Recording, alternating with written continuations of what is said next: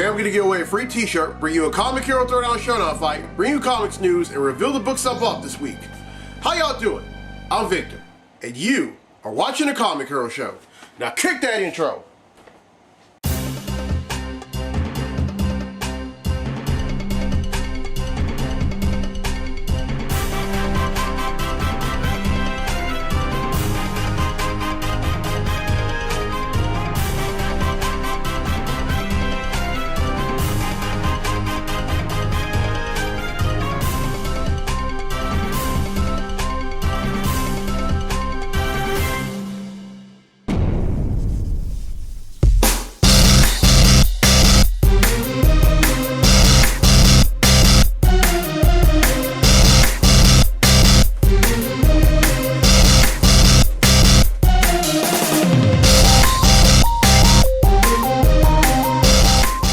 Welcome to this week's edition of the Comic Hero Show. I'm your host, Victor Dudley, and I am the Comic Hero.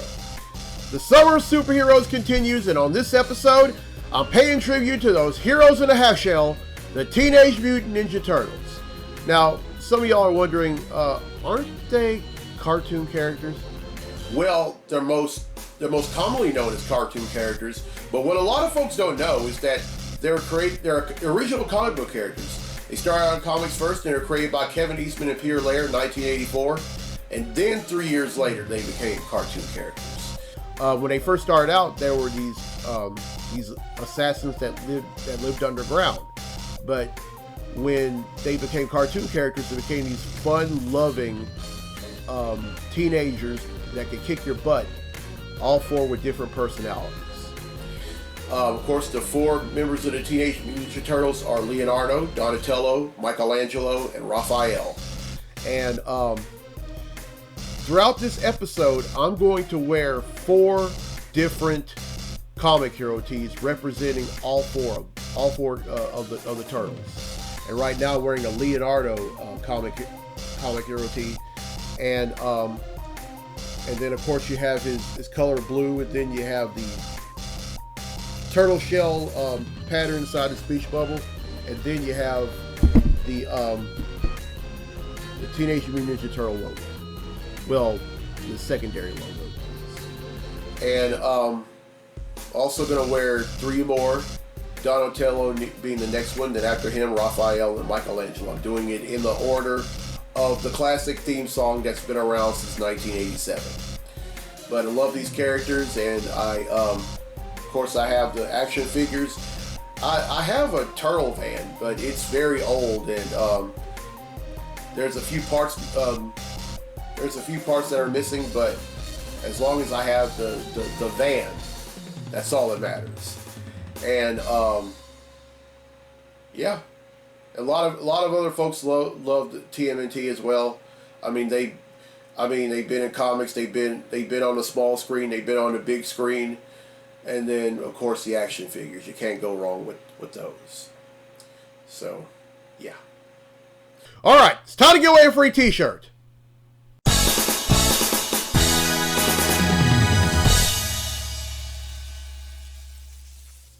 All right, on last week's episode, I asked, despite being Asgardian, Thor was born on Earth.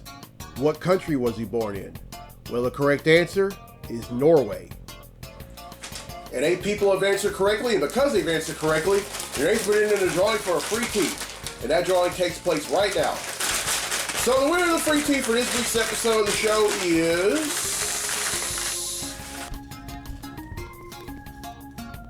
Shelby McCarty from Calhoun, Louisiana. So congratulations, Shelby. You win yourself a free Comic Hero tee. Alright, here's the question for next week's episode, and this is a Teenage Mutant Ninja Turtle question. True or false? In the pages of the original comic series, April O'Neill started out as a news anchor. Everyone who answers correctly will be in the drawing for a free tee on next week's episode of the show. Now, I usually leave the Comic Hero Throwdown Showdown segment for folks to make requests. No one has really made any requests as of late, so I've had to come up with some. And this one features 2 star-spangled teenagers that'll kick your butt. One in the DC universe and one in the Marvel universe. Representing DC, we have Stargirl. And Resident Marvel, we have America Chavez. These two are going to duke it out in a segment I like to call the Comic Hero Throwdown Showdown. Welcome to the Comic Hero Throwdown Showdown. Today, it's Stargirl versus America Chavez. Stargirl is an expert gymnast and kickboxer. With her cosmic converter belt, she possesses superhuman condition, strength, speed, reflexes, durability, agility, and stamina, and the ability to project shooting stars to dazzle her victims. With her cosmic staff, she possesses flight by standing or sitting on it, cosmic energy manipulation, and deflection of energy-based attacks.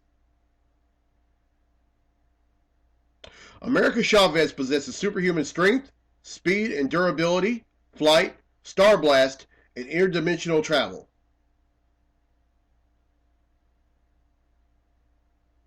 Who would win? This would be non-stop from start to finish. First, they would take to the skies.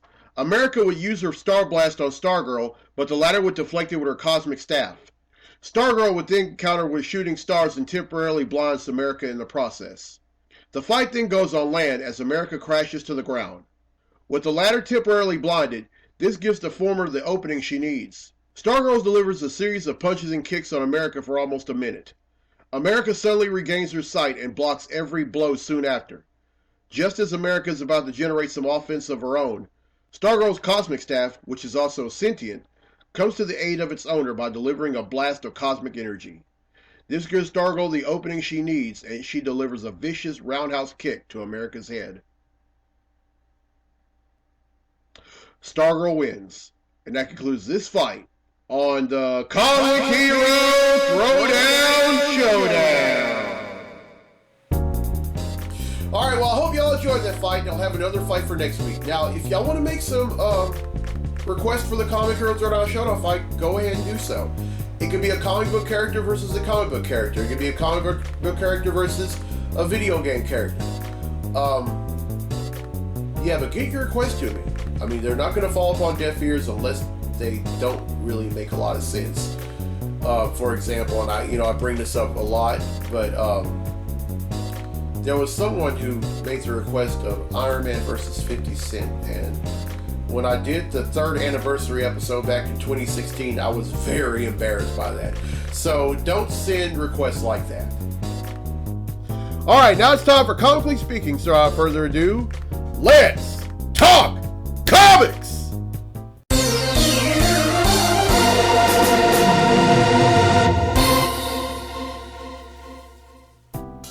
Alright, there are 3 things we're going to talk about in this segment of Comically Speaking, and here's the first. Now, I recently got caught up with all the X-Men books that were part of the Hellfire Gala story arc, and let me tell you, that was amazing.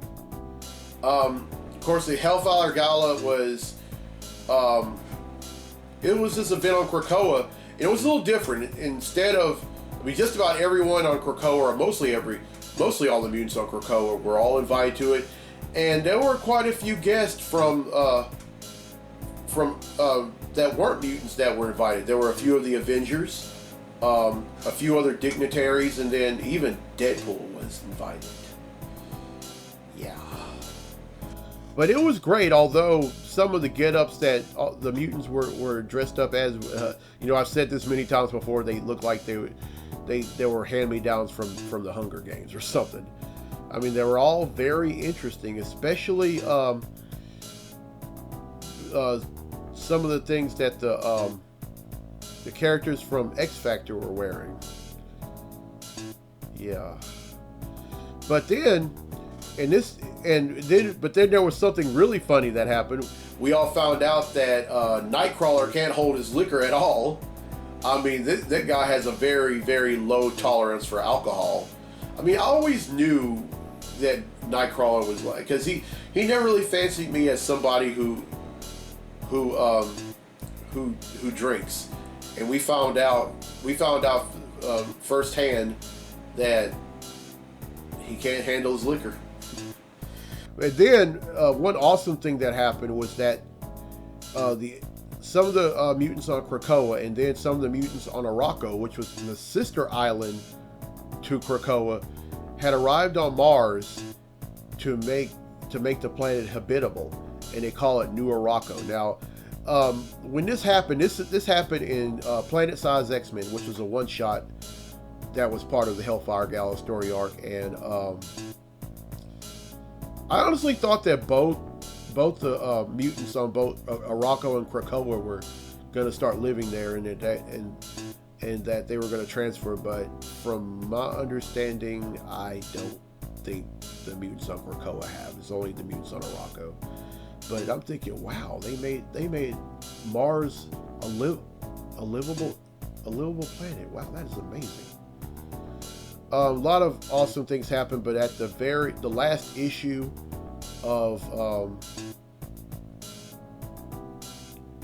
the last book that was a part of the Hellfire Gala, we found out that someone had killed the Scarlet Witch, and I think this happened in the pages of X Factor. Oh, by the way, X Factor has gotten canceled, so no more X Factor. But it's going to be quite interesting and it's all going to lead up to another story arc called The Trial of Magneto, which I'm really looking forward to. But I think Hellfire Gala really delivered. All the writers, you should all take a bow. Y'all were amazing, and I can't wait for The Trial of Magneto and also the Inferno story arc to take place. It's really fun stuff. All right, now the second thing is that I recently read this book called The Edge. Now, it's written and created by Marvin Wynn. He actually sold me the very first issue of that book himself, and I promised him that I would read it and then give a review of it here on the show. So I'm a man of my word, so I went on ahead and read it, and let me tell you, this is pretty much a Black Ops version of Justice League. I mean, it's really fun.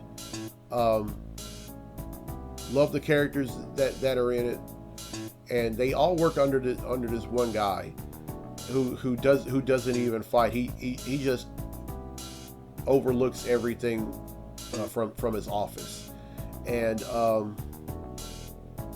really love it. I mean, honestly, I had.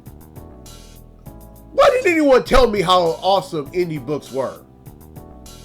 I mean, I've really missed out on years and years of some great stuff, and I wholeheartedly regret every indie book that I looked over. And I'm definitely all in with The Edge, and I can't wait for number 2 to come out next week. All right, now the third and final thing is that, all right, first off, I told y'all about what happened in the pages of Infinite Frontier number 0. In one of the stories, all the women on the island at Themyscira were mourning Diana because she had been presumed dead, although in actuality she isn't. And so so Nubia and a few others were going to fight to the death to see who would become the new Wonder Woman and become part of the Justice League. But then Hippolyta stopped them and said, "No, I am going to take Diana's place in the Justice League. Nubia, you're new Queen of Themyscira." Well, guess what? Nubia is finally getting her own monthly series. Now, this character's been around for 48 years. She made her debut in the pages of Wonder Woman back in 1973, and it's happening. She's getting her own book, and I can't wait to read it. I mean, the Black Wonder Woman finally gets her own book, and wow, I mean, DC is again, they just failed to disappoint with all the stuff that they're doing since Rebirth. But then, they're continuing on Rebirth, and now they're with Infinite Frontier, and some of the stuff they're doing in Infinite Frontier is very interesting and very fun, and I'm all in on this book, no doubt about it. All right, that's it for Comically Speaking. Let's get to the comics I bought this week. Comic books I bought this week.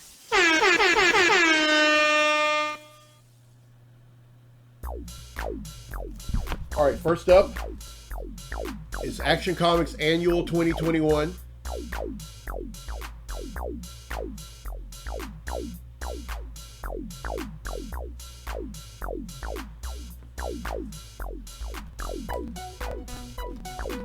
Champions number 8.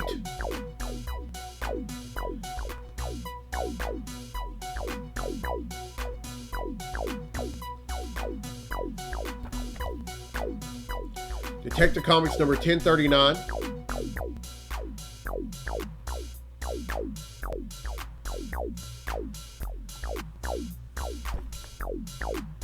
Excalibur number 22.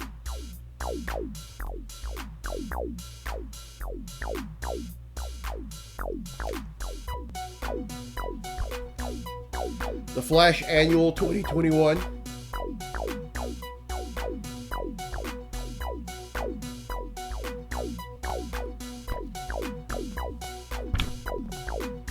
Gamma Flight number 1.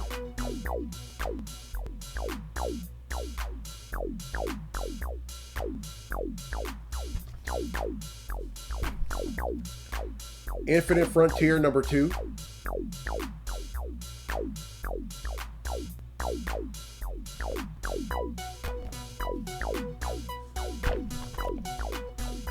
Iron Man number 10.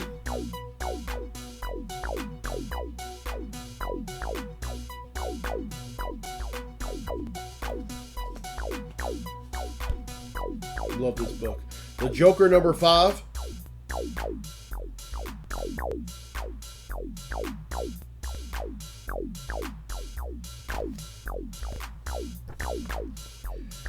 Reptile number 2.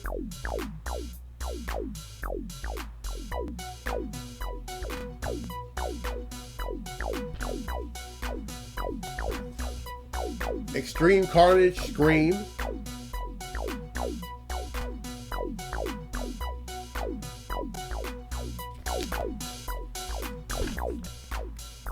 Teenage Mutant Ninja Turtles number 119.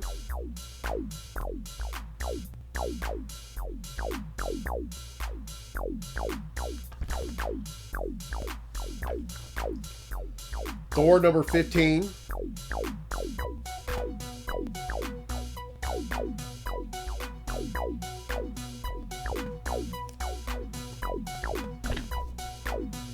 Way of X number 4.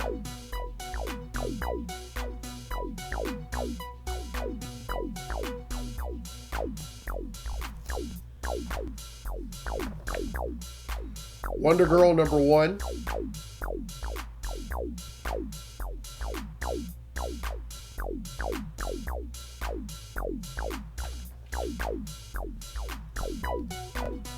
Wonder Woman number 775.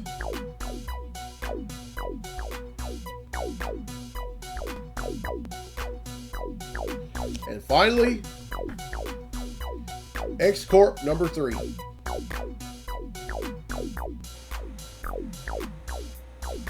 All right, that's 17, which brings the total number of comics that I bought since December of 1997 to 10,729.